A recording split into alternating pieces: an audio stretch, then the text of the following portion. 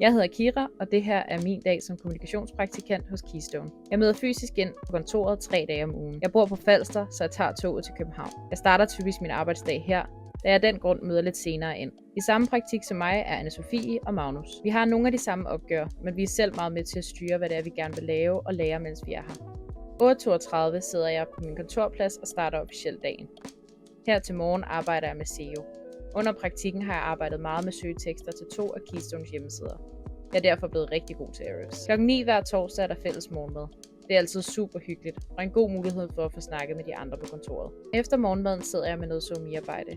I løbet af praktikken er deres kanaler blevet delt ud mellem os praktikanter på en månedlig basis. I september havde jeg TikTok, hvor jeg fik eksperimenteret med formater, trends osv. Mine fund vil jeg kunne bruge til at rådgive med deres TikTok-strategi fremover. Klokken 12 er vi alle sammen klar til frokost. Efter frokost arbejder jeg lidt forud på noget content, jeg skal lave til Facebook i næste måned. Contentproduktion foregår hovedsageligt i Canva ud fra klare brand guidelines. Under min praktik er jeg også blevet bekendt med Meta Business Suite generelt og Meta Ads for deres B2B-kunder. På sigt vil jeg også få skrevet mine egne artikler til hjemmesiderne og hjulpet til med deres B2B-rapporter, hvilket jeg glæder mig til at få brugt kræfter af med. 15.30 pakker jeg sammen, og så går turen tilbage til Falster. Det fedeste ved min praktik i Keystone er den medbestemmelse, man har, samt alle de forskellige ting, man får muligheden for at prøve af. Og så skader det jo heller ikke, at man får nogle super søde og dygtige kollegaer.